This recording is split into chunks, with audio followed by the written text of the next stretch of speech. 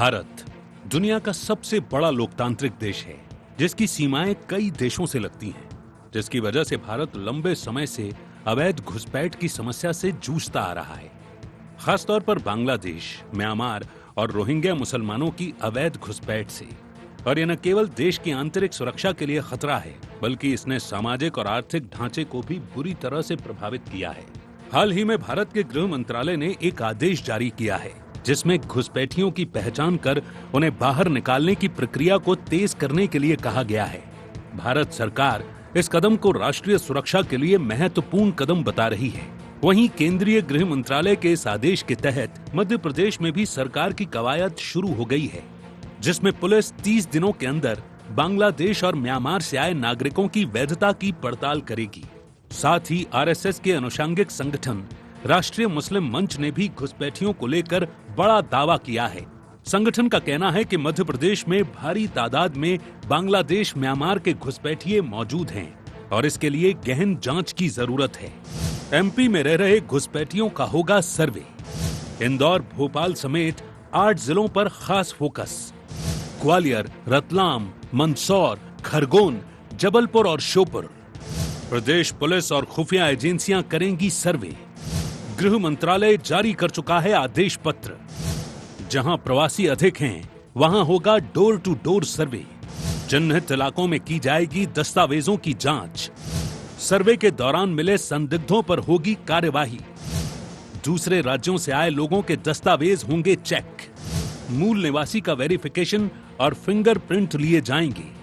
Bharatiya Janata party इसे देश की सुरक्षा की दिशा में जरूरी कदम बता रही है, तो वहीं कांग्रेस इस कार्यवाही पर सवाल खड़े करते हुए टेक्नोलॉजी के बेहतर उपयोग की सलाह दे रही है।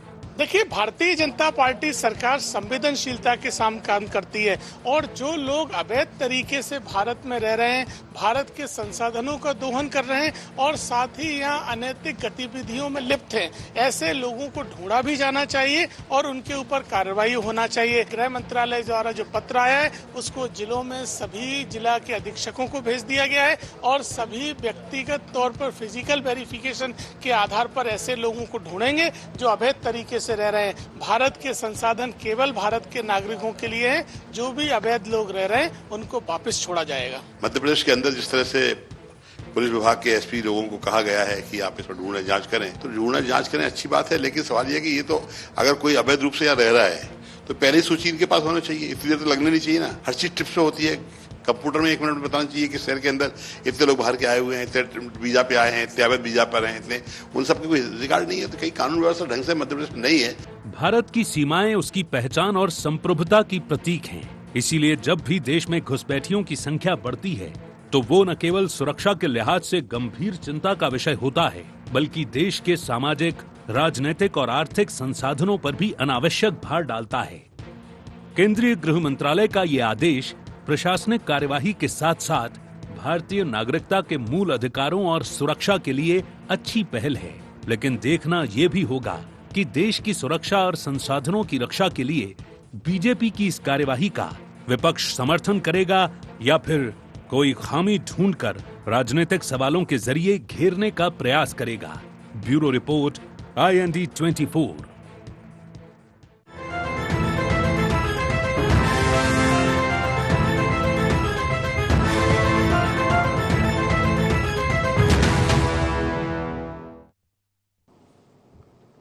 नमस्कार, IND एजेंडे में आपका बहुत बहुत स्वागत है। मैं हूं योगी राज योगेश। एजेंडे में आज चर्चा करेंगे अवैध घुसपैठियों की। पिछले कुछ समय से लगातार ये देखने में आ रहा है कि घुसपैठ लगातार बढ़ती जा रही है और ये जिनको घुसपैठी कहें, रोहिंग्या कहें, शरणार्थी कहें, ये देश और प्रदेश के लिए समस्या बनते जा रहे हैं। ये केवल सामाजिक और आर्थिक ताने बाने को ही प्रभावित नहीं कर रहे, बल्कि ये देश और प्रदेश की सुरक्षा के लिए भी बड़ा खतरा है।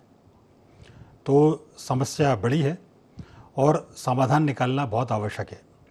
देर से ही सही, सरकार चेती, गृह मंत्रालय ने आदेश जारी किए और अब इन अवैध घुसपैठियों की धरपकड़ का सिलसिला शुरू होगा। इनकी डोर टू डोर सर्वे किया जाएगा, राशन कार्ड चेक किए जाएंगे और जो भी अवैध मिला उनको बाहर खदेड़ा जाएगा। तो सरकार की ये मुहिम कितनी रंग लाई है। हालांकि ये काम बहुत पहले हो जाना चाहिए, लेकिन देर आए दुरुस्त आए। तो एजेंडे में आज चर्चा ऐसी बात पर होगी। चर्चा शुरू करें उसके पहले आइए डाल लेते हैं एजेंडा पॉइंट्स पर एक नज़र।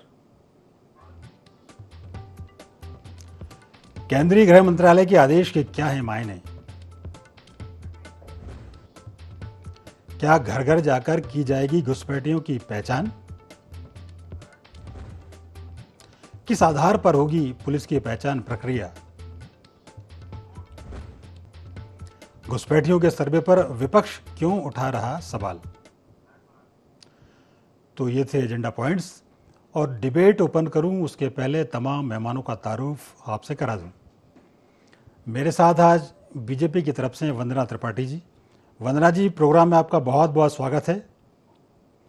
कांग्रेस की तरफ से संतोष सिंह गौतम जी। गौतम जी, आपका भी बहुत बहुत स्वागत।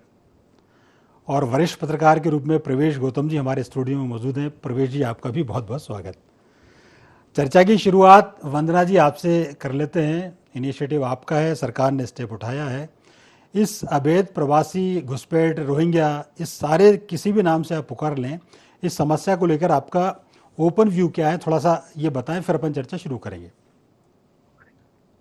नमस्कार योगीराज जी, नमस्कार बाकी सम्मानित पैनल को भी। देखिए, जिस प्रकार से माननीय सुप्रीम कोर्ट ने ये कहा है कि भारत कोई धर्मशाला नहीं है जो यहाँ पर हर कोई आकर शरण ले ले, तो हम तो उसी बात को आगे बढ़ा रहे हैं कि हमारे भारत में जिस प्रकार से दूसरे देशों के लोग आकर अवैध तरीके से रह रहे हैं और जिस तरह से अपराधों को अंजाम दे रहे हैं, तो हम ये कोशिश कर रहे हैं कि उन लोगों की धरपकड़ की जाए, घर घर जाकर उनकी मॉनिटरिंग किया जाए। क्योंकि वाकई में भारत कोई धर्मशाला तो है नहीं कि कोई भी आकर हमारे देश में रहेगा। हमारे देश में लव जिहाद जैसी और विभिन्न प्रकार की आतंकवादी गतिविधियां हो या विभिन्न प्रकार की आपराधिक गतिविधियां उनमें संलिप्त हो जाएगा। और उसके बाद हमारे देश में उन सब चीजों का जो वो सब चीजें आएंगी हमारे देश के मुसलमानों के सर पे। हमारे देश के मुसलमानों की गलती ना हो, लेकिन इन लोगों की वजह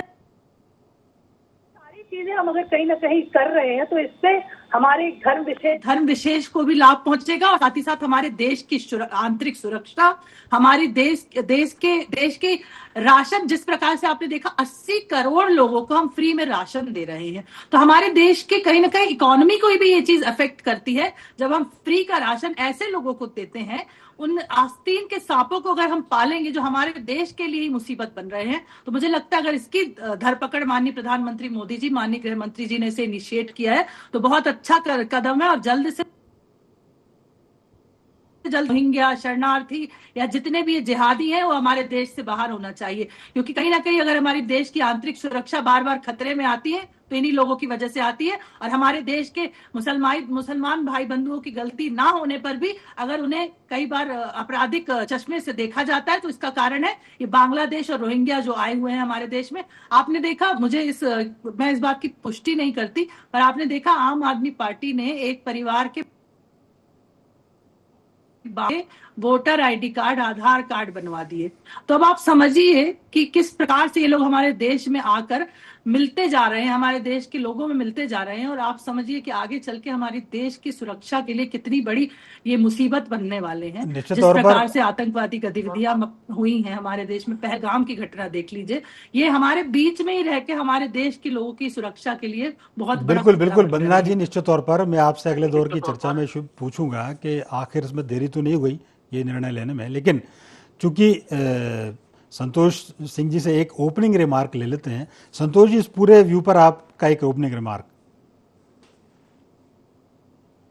देखिए, अगर रोहिंग्या शरणार्थियों की बात हो या किसी भी ऐसे मुद्दे की बात हो जिसका संबंध सीमा सुरक्षा से है या विदेशी घुसपैठियों से है, तो इसका मतलब सीधा सीधा ये है कि भारतीय जनता पार्टी की जो केंद्र सरकार है उसकी नाकामी है, गृह मंत्री का पूरी तरह से फेल्योर है। अगर गृह मंत्री इतने सक्षम होते तो रोहिंग्या जो घुसपैठियां हैं ये इतनी बड़ी संख्या में पहुंचते ही नहीं। और 11 वर्षों से चूंकि केंद्र में भारतीय जनता पार्टी की सरकार है या एनडीए की सरकार है, तो उनको इसकी जवाबदारी लेना पड़ेगी। चूंकि अब जब इनको सांप्रदायिक ध्रुवीकरण करना होता है या कोई ऐसी बात होती है, तमाम ऐसे मुद्दे लाते हैं, चाहे सीए का मुद्दा हो, रोहिंग्या का मुद्दा हो, तो भारतीय जनता पार्टी के नजरों के सामने अब सीधे सीधे बिहार चुनाव है, और चाहे ऑपरेशन सिंदूर का राजनीतिकरण करना हो या फिर रोहिंग्या मुसलमानों की बात उठाना ऐसे वक्त पे, ये सब भारतीय जनता पार्टी की राजनीति का अंश है। हम तो भारतीय जनता पार्टी की केंद्र सरकार से ये सवाल पूछना चाहते हैं कि जब विपक्ष आपके साथ खड़ा था, देश की जनता आपके साथ खड़ी थी, और हमारे जो सैनिक हैं वो मुंहतोड़ जवाब पाकिस्तान को दे रहे थे, तो ट्रंप के दबाव में आखिर आपको सीज फायर की जरूरत क्यों पड़ी?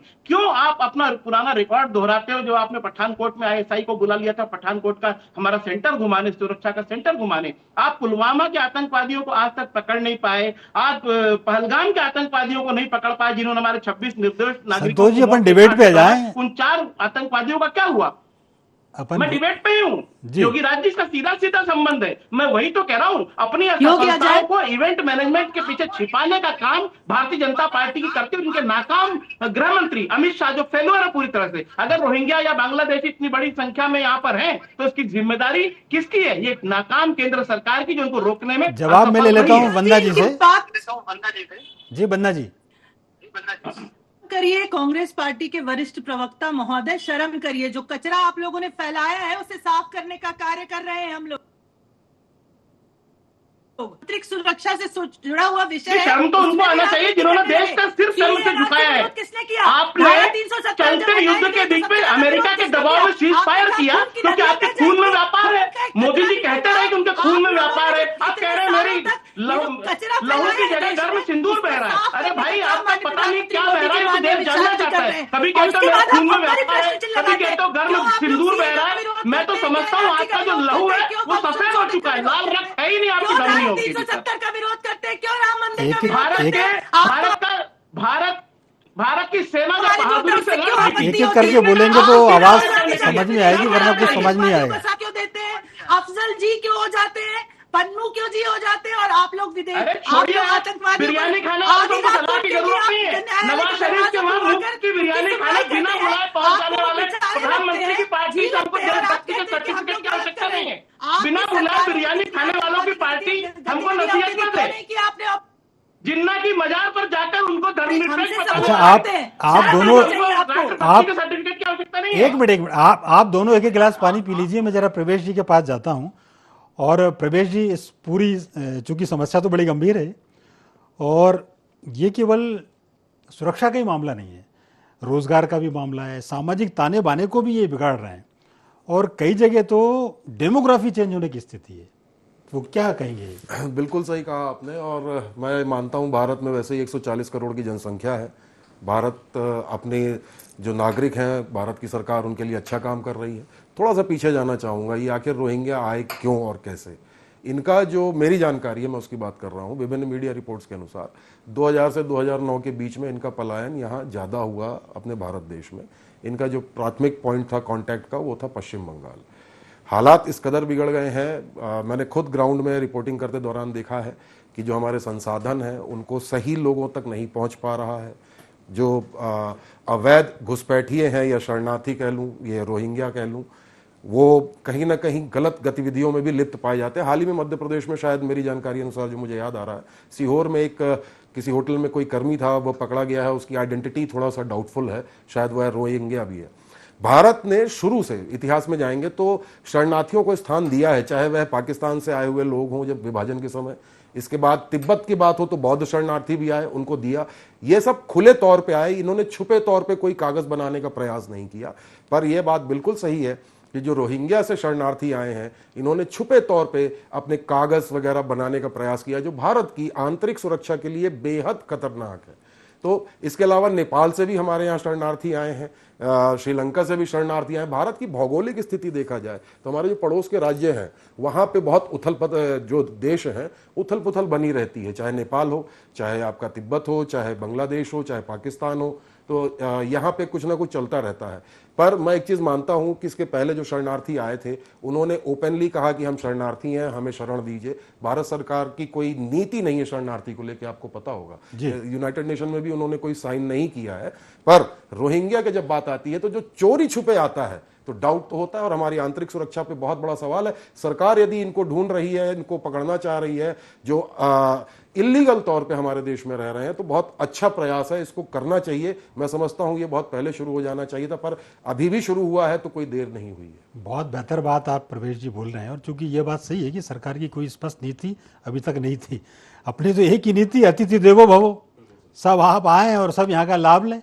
और आजकल तो प्रवेश जी एक चीज़ में मुझे जो देखने में आई कि लगातार ये जो चाहे वो रोहिंग्या यहाँ आ रहे हैं, चाहे शरणार्थी यहाँ आ रहे हैं, उसके पीछे एक बहुत बड़ा कारण जो हाल के दिनों में देखने को मिला, जो भारत सरकार की जो लाभकारी जो योजनाएं चल रही हैं, चाहे वो लाडली बहना योजना हो, चाहे जो एक 2,000 3,000 जो रुपए जो मुफ्त में दिए जा रहे हैं, उसकी हाँ उस नकदीकरण के लालच में भी लोग यहाँ आ रहे हैं। बहुत आ रहे हैं, क्योंकि उनको यहाँ पे पैसा भी मिल रहा है, राशन भी मिल रहा है और अब मकान भी मिल रहा है। बिल्कुल, कई ऐसे इंस्टेंसेस हैं जिसमें उनके मतदाता आईडी कार्ड भी बन गए हैं। बिल्कुल बिल्कुल। मैं एक सवाल वंदना जी से ले लेता हूँ। वंदना जी, आपने बात बिल्कुल ठीक की, लेकिन हम ये जानना चाह रहे हैं, या सारे लोगों की भी एक राय यही है कि क्या इस निर्णय में क्या कुछ आप मानती हैं कि देरी हो गई, बहुत पहले ये निर्णय लिया जाना चाहिए? देखिए, योगी राज जी कहते हैं कि देर आए दुरुस्त आए। आखिर हमने ये शुरुआत तो करी, ये जो कचरा साफ करने का कार्य है उसकी शुरुआत तो हुई ना। आप अभी माननीय प्रवेश जी कह रहे थे कि जिस प्रकार से शरण अतिथि देवो भव वाली कॉन्सेप्ट की हम बात कर रहे थे, और हमने शरण हमेशा दी है। देखिए, हमारा भारत देश बड़ा महान लोग हैं, हम सबको स्वीकार, लेकिन कोई भी मेहमान हमारे घर में हमारे मेन डोर से एंट्री करता है, कोई बैक डोर से एंट्री करके छुप के हमारे घर में बैठ जाएगा और हमारे घर में भेद करेगा, हमारे घर की नींव को कमजोर करेगा, तो हमारा काम तो ये बनता है कि हम उसे पकड़े और पकड़ कि वो दोबारा ना आ पाए। आज हमारे देश में अगर लाभार्थियों के लिए योजनाएं चल रही हैं, लाभकारी योजनाएं चल रही, तो हमारे देश के गरीबों के कल्याण के लिए चल रही हैं, इन लोगों के कल्याण के लिए नहीं जो हमारे देश का ही खाते हैं, हमारे देश के ही लोगों को मारते हैं। इनके लिए हमने ये योजनाएं नहीं चलाई हैं। और अगर ये लोग इसका बेनिफिट गलत तरीके से ले रहे हैं तो इनके कागज भी चेक होंगे, और कागज तो इनको दिखाना ही होगा, और अगर कागज नहीं होंगे तो देश से बाहर जाना ही होगा। चाहे कांग्रेस पार्टी को आपत्ति हो, चाहे सीए का विरोध करे, एनआरसी का विरोध करे, और चाहे कहें कि हमने सीज फायर ट्रंप के कहने पे लगाया। हमने ट्रंप के कहने पे सीज फायर नहीं लगाया है। ट्रंप खुद आके अपने ट्विटर पे बोल रहे हैं मैंने मध्यस्थता नहीं की है। फिर भी कांग्रेस पार्टी को झूठे एजेंडे फैलाने हैं। आधी रात को तो इनको सुप्रीम कोर्ट खुलवाए, तो इनको रोहिंग्या से भी बहुत प्यार आ रहा होगा। इनको पहलगाम की घटना में जब इनको राजनीति करनी है, तो अब आप समझ ही सकते हैं। और सबसे बड़ी बात, लव जिहाद आजकल एक बहुत बड़ी समस्या बनी हुई है। लव जिहाद वंदना जी, आपकी आवाज कांग्रेस पार्टी के आप किसी प्रवक्ता, किसी नेता के मुंह से ये नहीं सुनेंगे कि एक समुदाय, वो कहेंगे कि धर्म के लिए राजनीति के लिए धर्म का चोला ओढ़ा जा रहा है, धर्म को साधा जा रहा है। आप ये बताइए कि हर एक केस में एक ही समुदाय के लोग क्यों लिप्त पाए जाते हैं? ये कोई कोइंसिडेंस है? और इनकी फंडिंग विदेशों से हो रही है। ये हमारे यहाँ महिला बाल विकास की रिपोर्ट में है कि 50 लाख का फरहान के खाते में, हालांकि ये विषय नहीं है, तो ये कहां से इतना पैसा पंचर वालों के पास वंदना जी, वो ये बोल रहे हैं गौतम साहब कि ये आपकी सरकार केंद्र में भी और मध्य प्रदेश में भी है। बिल्कुल, तो हम इनकी सफाई का कार्य कर रहे हैं। हमने शुरुआत कर दी, हमने जब धारा 370 हटा दी। संतोष जी, एक सवाल आपसे मेरा। संतोष जी, क्या ये बिल्कुल समस्या तो है, और ये कोई भाजपा और कांग्रेस इन सब की भी कोई बात नहीं है, लेकिन एक बात ये जरूर है कि कई राजनीतिक दल उन शरणार्थियों के संरक्षणदाता बने हुए हैं। इस पर आप क्या कहेंगे? देखिए योगी राज जी, वंदना त्रिपाठी जी की पूरी बात को मैंने धैर्यपूर्वक सुना है, और पिछली बार बहस तीव्र इसलिए हुई थी कि मैं जब बोल रहा था तो वंदना त्रिपाठी जी बीच में बोलने लग गई थी। तो मैं ये चाहता हूं कि वंदना त्रिपाठी जी भी मेरी बात के समय शांत रहे और मैं अपनी बात कंप्लीट कर सकूं। बिल्कुल करिए। मैं ये कहना चाहता हूं कि रोहिंग्या शरणार्थी हो या कोई हो, अगर कोई अवैध तरीके से इस देश में रह रहा है तो उसको खाली कराया जाना चाहिए, उसको हटाया जाना चाहिए। और मेरी बात में कहीं कोई कंफ्यूजन नहीं, क्लियर कह रहा हूं मैं कांग्रेस के प्रवक्ता के नाते। लेकिन अगर वो रह रहे हैं यहाँ पर या उनकी घुसपैठ हुई है, तो इसकी जिम्मेदार वो है जो केंद्र में सरकार है और उनको हटाना चाहिए। और आपने जो कहा कि देर आए दुरुस्त आए, तो देर जो हुई है ना, इसकी भी जवाबदारी तय होना चाहिए कि देर क्यों हुई है। और जब ऐसी कोई घटना हो जाती है तो अमित शाह जी चल देते हैं उसको दुरुस्त करने के लिए। अरे भाई अमित शाह जी, आप झारखंड में जब लंबे लंबे भाषण दे रहे थे कि रोहिंग्या शरणार्थियों की संख्या लगातार बढ़ती जा रही है, यहां मैं प्रवेश गौतम जी की बात से थोड़ा सा असहमत हूं कि 2009 तक उनकी संख्या बहुत तेजी से बढ़ी थी। ये झारखंड में स्वीकार किया था अमित शाह जी ने अपने भाषण के दौरान कि फिलहाल बहुत तेजी से रोहिंग्या शरणार्थी आ रहे हैं। उनका इशारा बंगाल की सरकार के ऊपर था। तो बंगाल की सरकार देश की आंतरिक सुरक्षा की जवाबदार उतनी नहीं है जितनी की केंद्र सरकार है। तो अपना फेल्योर न मानते हुए नेहरू जी पर गलतियां मढ़ देना, ममता बनर्जी पर गलतियां मढ़ देना, ये सब केंद्र सरकार की पुरानी आदत है, हम उस पर नहीं जाना चाहते। मैं ये कहना चाहता हूं कि जब इतना अच्छा सेना युद्ध लड़ रही थी ऑपरेशन सिंदूर के तहत, क्या जरूरत थी सीज फायर करने की? देश सवाल पूछना चाहता है। वो आतंकवादी जिन्होंने आजकल गौतम जी बड़े सवाल पूछ रहे हैं कांग्रेस वाले, क्या बात है गौतम जी? मैं ये कह रहा हूँ क्यों नहीं पूछेंगे? एक मिनट पूछेंगे, बिल्कुल योगी बिल्कुल राज जी मेरी बात नहीं, अब मेरा भी सवाल सुन लीजिए। आप बात सुनिए, मेरी बात कंप्लीट नहीं, मेरा भी सवाल सुन लेना। मैं भी सवाल पूछ रहा हूं आपसे, क्योंकि आप तो सब लोगों से सवाल पूछ ही रहे हैं। हाँ पूछिए। मैं ये कहना चाह रहा हूं कि बार बार कांग्रेस की तरफ से एक बात आती है कि युद्ध विराम बीच में रुकवा दिया, ट्रंप आ गए बीच में और परिणाम बहुत कुछ होता। मैं ये जानना चाह रहा हूं क्या परिणाम होता यदि युद्ध जारी रहता तो?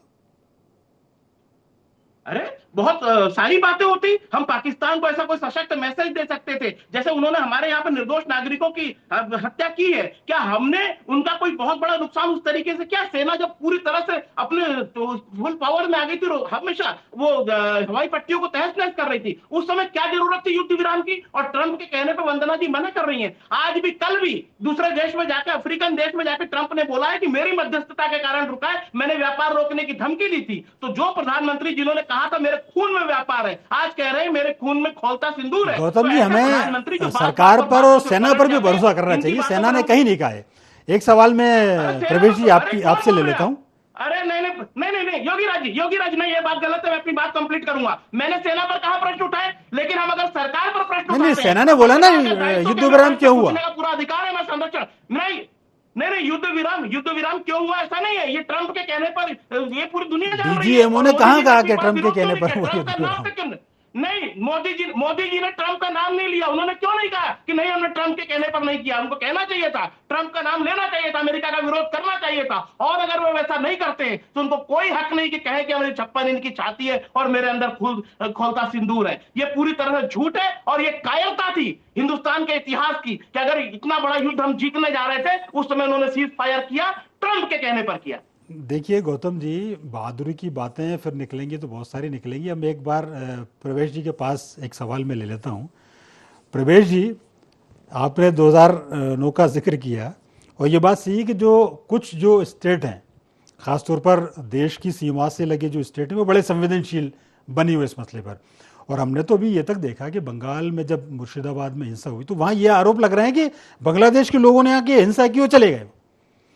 तो निश्चित तौर पर ये गंभीर बात है, लेकिन अब चूंकि इन सब पर कैसे कंट्रोल किया जाए, कितने सख्त कदम उठाने की जरूरत आप महसूस करते हैं? देखिए, मैं केंद्र सरकार की एक नीति से बहुत सहमत हूं और ऐसा नहीं है कि बहुत देर हुई है, क्योंकि हर चीज का एक समय होता है और एक तरीका होता है। तो केंद्र सरकार ने जब एनआरसी की बात की है तो एनआरसी इसका पहला चरण था जी। आप यहाँ रह रहे हैं, आपकी पीढ़ियां कहां थी, कब पैदा हुए, आपको पूरा एक अपना फैमिली ट्री बताना पड़ेगा। एनआरसी से ये अवैध घुसपैठियों की पकड़ बहुत तेजी से हो सकती है। दूसरी बात कि केंद्र सरकार ने एनआरसी वगैरह जो शुरुआत तो की ही है, अब बायोमेट्रिक की बात हो रही है। तो मैं समझता हूं कि बायोमेट्रिक जो आइडेंटिफिकेशन है, ये ज्यादा जितनी जल्दी हो सके उतनी जल्दी इसको इंप्लीमेंट करना चाहिए। अब मैं आता हूं पश्चिम बंगाल में। पश्चिम बंगाल के हालात वैसे भी बहुत अच्छे नहीं कहे जा सकते और ये बात सही है कि वहां पे कई अनआइडेंटिफाइड लोग हैं जिनका फैमिली ट्री प्रेजेंट नहीं है। और नो डाउट हमारी फोर्सेस के लिए एक चैलेंज होता है ऐसे प्रदेश में शांति व्यवस्था बनाना, जिसमें ज्यादातर ऐसा कहा जाता है और अंदाजा लगाया जा सकता है कि नो डाउट वो घुसपैठिए ही हैं जिनको रोहिंग्या कहा जा सकता है। रोहिंग्या के बारे में एक चीज और कही जाती है कि वो अपने देश में ही अपने लोगों का विरोध करते आए हैं। थोड़ा सा इतिहास में यदि आप देखें कि कहां से ये निकले, 1948 में दिल्ली में विरोध किया, सरकार का विरोध बिल्कुल किया, दिल्ली में विरोध किया, कई जगह गुजरात में भी विरोध किया। उनका कहना है कि हमको नागरिकता दो। भाई आप सीधे मेन डोर से आए। वंदना जी ने जो अभी बात कही कि स्वागत है, आपने भी बात कही अतिथि देवो भव, आप हमारे सामने से आए। पीछे से यदि आप आएंगे तो उसको तो चोरी समझा जाएगा। मेरे घर में यदि कोई खिड़की कूद के आ रहा है, बाउंड्री से चढ़ के आ रहा है, तो मैं तो उसको चोर कहूंगा। इतना तो है। और एनआरसी और सीए जैसे जो स्टेप लिए हैं केंद्र सरकार ने, वो बेसिकली इसी का एक पार्ट है। तो मैं कहूंगा पिछले 4-5 साल से जो मेरी समझ कहती है, जो मेरे सोर्सेस कहते हैं कि सेंट्रल गवर्नमेंट ने इसमें स्टेप लिया हुआ है और धीरे धीरे करके इसको कह लें फेज वाइज आगे बढ़ रहे हैं कि हमारे जो इलीगल इमिग्रेंट्स हैं जो अंदर घुस रहे हैं उनको रोका जाए। एक और बात जो मैं जोड़ना चाहता हूं जल्दी से जी। अच्छा, वो ये कि इलीगल इमिग्रेंट्स की समस्या हमारे बाउंड्री में आती है। जो स्टेट्स हैं कहीं ना कहीं उनकी जिम्मेदारी भी उतनी है। बिल्कुल, आप केवल ये नहीं कह सकते कि हमारे बीएसएफ के भरोसे ही हमारे बॉर्डर सेफ रहेंगे। बिल्कुल। देखिए प्रवेश जी, संतोष जी और वंदना जी, ये बिल्कुल समन्वित प्रयासों की जरूरत है। एक दूसरे पर दोषारोपण करेंगे तो हम देश और प्रदेश का ही नुकसान करेंगे। चूंकि समय बहुत कम है, इस वार्ता को यही विराम देना पड़ेगा। आप तीनों महानुभावों का बहुत बहुत धन्यवाद, शुक्रिया। तो देखा हमने कि अवैध अप्रवासी देश के लिए कितनी बड़ी समस्या बने हुए हैं, बल्कि ये खतरा बन गए हैं। सरकार ने कदम उठाया, देर आए दुरुस्त आए, लेकिन एक अच्छी पॉलिसी लेके आए। अब देखने वाली बात ये होगी कि ये सरकार की ये कदम कितने कारगर साबित होंगे। IND एजेंडा में फिलहाल इतना ही। आप हमारे साथ जुड़े रहिए, देखते रहिए IND 24। नमस्कार।